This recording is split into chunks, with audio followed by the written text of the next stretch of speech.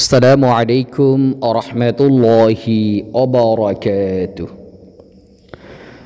নাহমাদুহু ওয়া নুসাল্লি আলা রাসূলিহিল কারীম। আম্মা বা'দ। সম্মানিত দিনী ভাই ও বোনেরা, আপনারা সকলেই কেমন আছেন? আশা করি আল্লাহ সুবহানাহু ওয়া তাআলার রহমতে সকলেই ভালো আছেন। আমিও আল্লাহ সুবহানাহু ওয়া তাআলার রহমতে খুবই ভালো আছি, আলহামদুলিল্লাহ। সম্মানিত দিনী ভাই ও বোনেরা, আজকে আপনাদের মাঝে একটি বিষয় নিয়ে আসলাম, চমৎকার একটি বিষয়।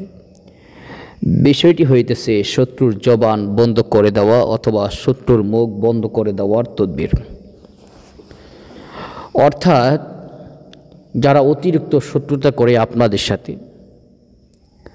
তখন যদি আপনি এই আমল এবং তদবিরটি প্রয়োগ করতে পারেন, আপনার শত্রুর জবান এমনভাবে বন্ধ হবে যে আপনার বিষয়ে কোনো কিছু সে বলতে পারবে না।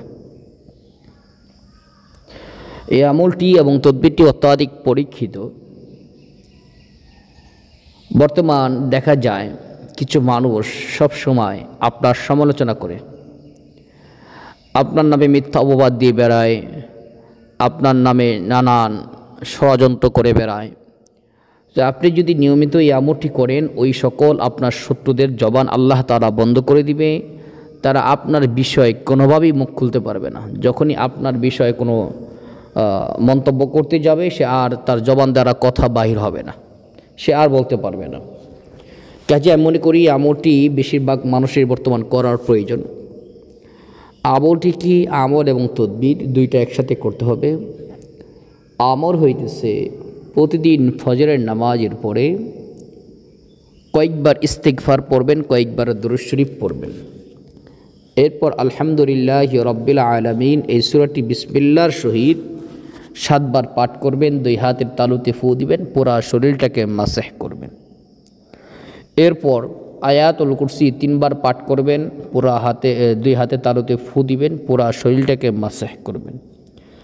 এরপর সূরায়ে কাফিরুন, সূরায়ে ইখলাস, সূরায়ে ফালাক, সূরায়ে নাস পাঠ করবেন একবার করে বিসমিল্লাহর সহিত। 2 হাতের তালুতে ফু দিবেন, এরপর পুরা শরীরটাকে মাসাহ করবেন। এটা প্রতিদিন সকাল এবং সন্ধ্যা আমল করবেন, অর্থাৎ ফজর এবং মাগরিবের নামাজের পর এই আমলটা করবেন।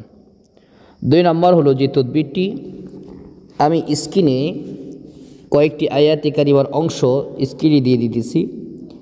এই স্ক্রিনে দেওয়া আয়াতে কারিমার অংশগুলো জাফরান কালি দ্বারা যে কোনো কাগজে বা বুসপত্রে লিখে আপনার ডান হাতে ব্যবহার করবেন। লেখার পূর্বে কয়েকবার ইস্তেগফার পাঠ করবেন, কয়েকবার দুরূদ ইব্রাহিম পাঠ করবেন। এরপর সূরাতুল ফাতিহা 41 বার পাঠ করবেন। এরপর সূরা ইখলাস, সূরা ফালাক, সূরা নাস প্রত্যেকটা 7 বার করে পাঠ করে এরপর লেখা শুরু করবেন বিসমিল্লাহ বলে। আয়াতে কারিমাগুলো একটু বলে দিতেছি, স্ক্রিনও দিয়ে দিব, এখনও বলে দিতেছি। আয়াতে কারিমাগুলো হইতেছে আল-ইয়াওমা নাখতিমু আলা আফওয়াহিহিম ওয়া লা ইউযানু লাহুম ফায়া'তাযিরুন সুম্মুম বুকমুন উমিয়ুন ফাহুম লা ইয়ারজি'উন ফাহুম লা ইয়াকিলুন।